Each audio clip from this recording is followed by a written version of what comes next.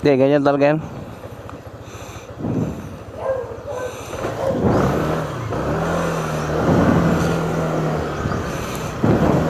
Good morning guys. Subukan ko lang tong bagong nabili kong 360 motorcycle mount. Tingnan ko kung maganda yung niya, position niya dito sa may harap. So far guys, nakita ko maganda siya. Kasi saktong-sakto lang yung height niya. Tapos adjustable pa. Sa motor ko pala nabili to guys. Sa tinagal-tagal ng pamimili ko kung ano talaga yung bilhin ko. Nakabili nga ako ng dalawa motorcycle mount para sa 360 ko. Kasi hindi ako satisfied. Kaya naghanap ako ulit. So mura lang to guys, 300 plus 386 something. Sinubukan ko lang siyang gamitin. Mamaya tignan ko kung pag-download natin ng video kung maganda nga ba yung position niya. Pero sa tingin ko naman maganda to guys. So ngayong umaga, it's 5:28. Papasok tayo sa trabaho guys. Walang gaanong sasakyan kasi holiday ngayon. It's May 1, National Labor Day. So holiday ngayon guys. Dito tayo sa may SM Fairview. Yun, wala ka tao-tao guys, no? Parang malinis yung kalsada.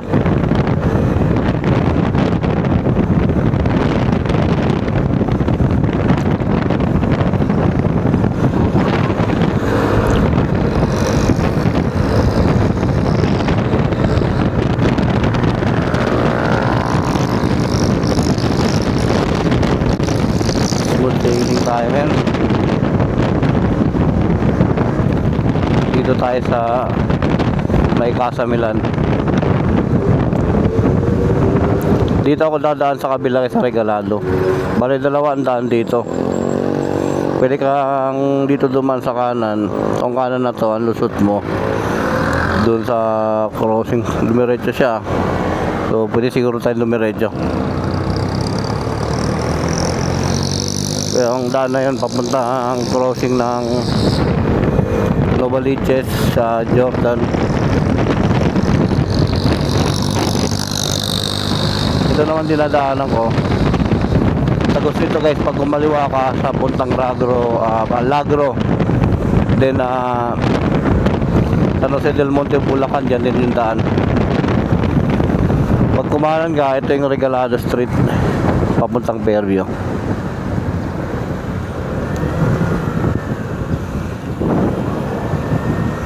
Ano kaya mayroon doon? Parang nagbebentahan ng motor.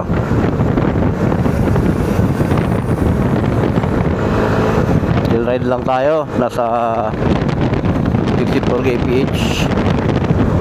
Bago din pala yung gulong ko guys. Kaya matalbog siya. Parang natubrahan yata ng paglagay ng hangin. Pinakapitan ko kasi siya ng bago. Yung tatak niya bis X3M Dual Sport. So para maganda naman yung performance niya. Parang sobrang lang yata ng paglagay ng hangin, matigas. Pero maganda siya itakbo guys, makapit. Yan, itong daan na to guys, yan. Pagka kumanan tayo dyan, ang tumbok naman yan, crossing din. Pag dinay-dire-diretso mo, pinaka tumbok niyan yung LTO Novaliches. So, bali, tagos-tagusan na talaga yung daan dito. Ito naman yung North Fairview.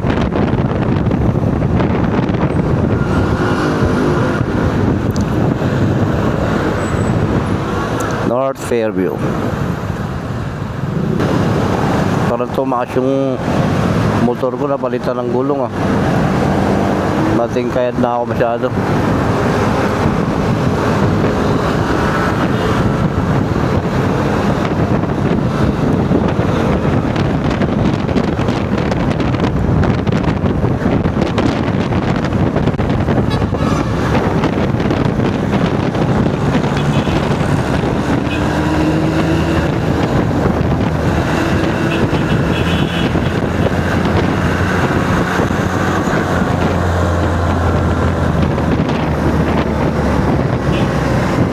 dumiretso ka guys, yan yung Fairview. Ito naman sa loob ako dadaan. Ang daan natin dito sa may looban sa Republic.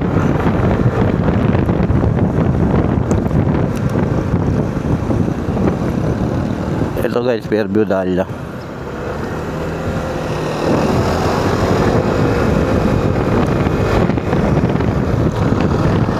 Pagka pumapasok ako dito talaga ako dumadaan. Kahit weekdays guys, kahit gaano ka-traffic doon sa labas sa Commonwealth, dito matraffic siya pero moving talaga. Kahit sobrang traffic na doon, dito magaan pa rin. Ilan na kasi yung dumadaan dito kasi siguro ewan ko baka tinatamad or hindi nila alam yung alternate route na to. Tagus-tagusan din to guys, mula sa Fairview pwede ka tumagos sa Luzon, sa COA, Batasan, sa Evergotesco, sa may Holy Spirit. Tagus-tagusan to. Ito pala yung simbahan ng Dahlia, Fairview, ano, Cathedral Shrine.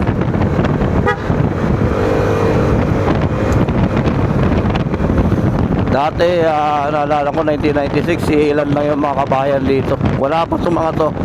Wala pa itong mall na to. Wala pa itong subdivision na to. Itong area na to guys, tahimik to. Pero ngayon tingnan nyo, ayan, oh, may malaking building na dito. Di ko alam kung anong building to. Wala kasing nakalagay na perspective. Pero ang naririnig ko, ano daw to, building ng Meralco. Pero sobrang laki naman kung Meralco. Palagay ko hindi rin eh. Parang mas mukha siyang mall. Kung mall naman, parang hindi naangkop sa lugar na tinatayuan niya kasi maliit yung mga kalsada dito guys. Natural pag mall, maraming sasakyan, maraming customer. So kailangan nila ng mas malawak na parking area. At yung access dapat malaking kalsada. Nandito na tayo sa loob ng Republic guys. Itong Republic na to, tagus-tagusan to. Itong daan na to na dinadaan natin ngayon, pag diniretso mo, alabas mo sa may COA, doon sa may malapit sa Batasan. Pero kakanan tayo kasi ang dadaanan natin doon sa lalabas tayo doon sa Holy Spirit.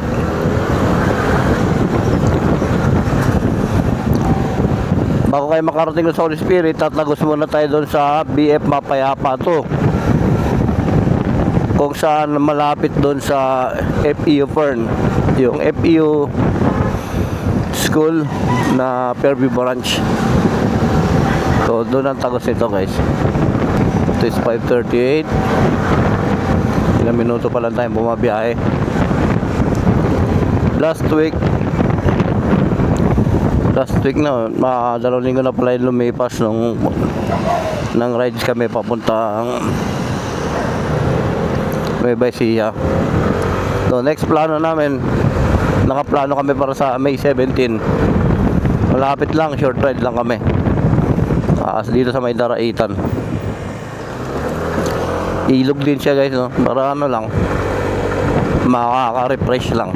Anyway, hindi naman talaga yung ilog yung habol namin, kundi yung rides, yung experience sa daan na sama-sama kayo magmumotor.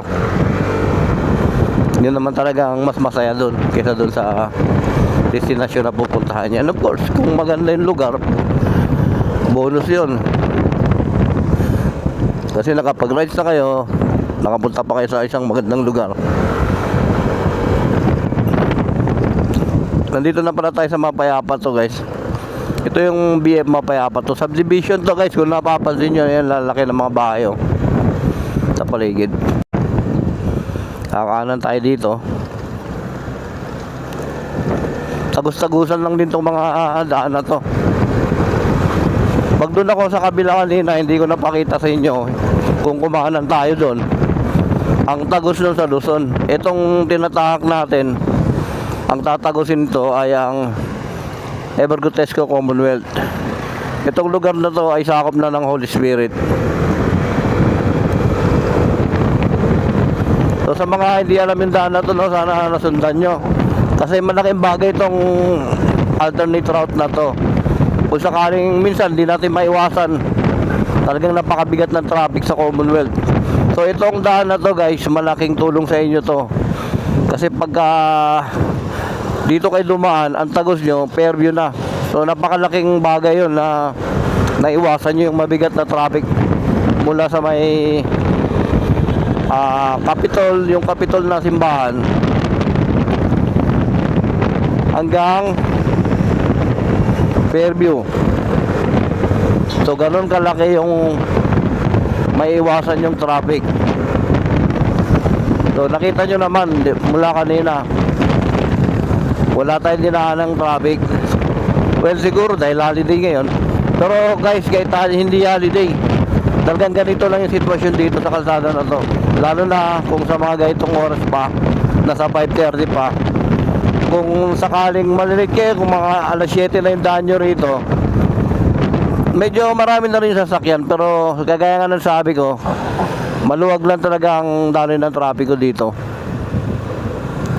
So ayan, malapit na tayo sa labasan sa may Commonwealth. Ito ang Don Antonio Heights.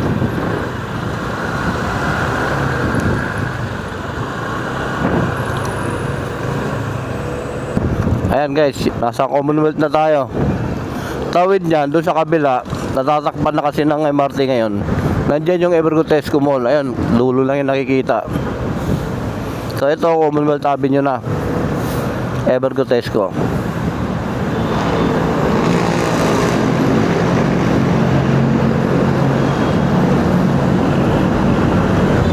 Yan, nandito yung Shopwise sa kanan ko. Shopwise. So malapit na tayo kagad sa Techno Hub, di ba? So ganun siya kalaking kabawasan ng pagdaan niya sa Commonwealth. So guys, Commonwealth na itong tinatahak natin. Malapit na tayo sa may Luzon. Sa mga hindi taga Commonwealth, sa mga hindi dumadaan dito, pagdating nyo dito sa Commonwealth, itong kabuuan ng kahabaan ng Commonwealth na to, merong motorcycle lane. Sa bawat overpass na yan, may naka-install na CCTV camera dyan. At for your information, in effect ang NCAP dito, yung no contact policy.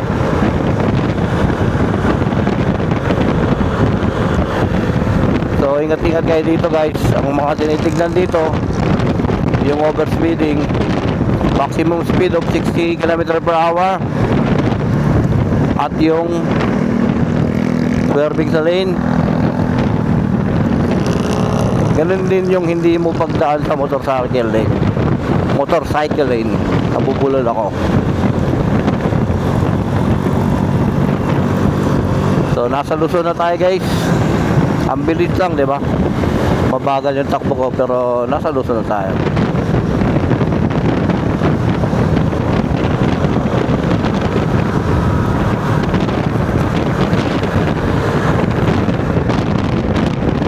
Luzon and then Tandang Sora. Okay, Luzon. Ito yung Luzon. And then kasunod na kanto ay Tandang Sora. Ayan guys, nasa Tandang Sora na tayo. Magaan talaga yung traffic ngayon no? Dahil nga siguro sa holiday. Ayan, dagdag pa doon sa mahal na gasolina, holiday din. Ito guys, yung daan na yan sa kanan, papuntang Tandang Sora. Pero itong lugar na to, nasasakop na ng Tandang Sora. Andyan yung temple ng Iglesia ni Cristo, yung pinaka main temple nila, nakatayo. Kaya ito sa may kanan ko. So after ito guys, UP Techno Hub na. At hanggang dyan lang tayo kasi dyan ako pumapasok. Pag diniretso nyo pa, ang kasunod dyan, Pilcoa na. Pilcoa and then yung Quezon City Memorial Circle. So hindi na tayo makakaabot doon kasi papasok na ako dito sa may UP Techno Hub. So mamaya ita-download ko yung laman ng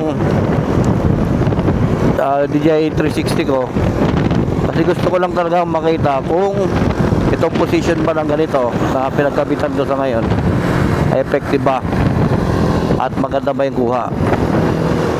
At sa ngayon nakikita ko yung binili kong mount, talagang maganda naman siya. Sturdy siya guys, hindi ko magalaw at maganda yung positioning niya. So dito na ako sa gate ng Tecno Hub. Good morning. May kiraan lang ako. May kiraan lang ako. Wala akong sticker. May susunduin lang ako. Grab sir, may susunduin ako. Grab ako. Pwede ba pumasok? May susunduin ako. Morning, sir. Morning. So yun yung si Cabisares. Isa sa mga supervisor ko. Marami yan sila. Yan yung mga pinagkakatiwalaan ko pagdating sa night shift. Basan.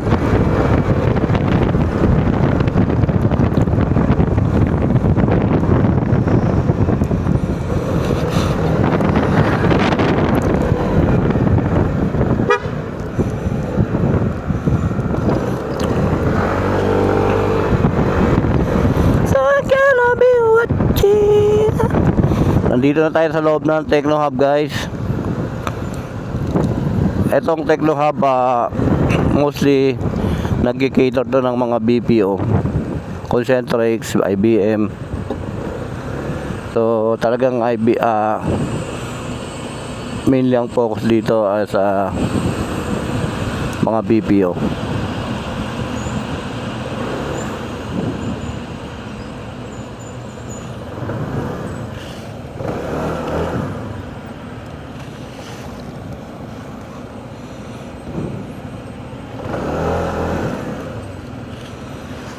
So, ito tayo guys, nandito na ako sa opisina ko. Bibis lang ako, tapos pupunta ako doon na meron.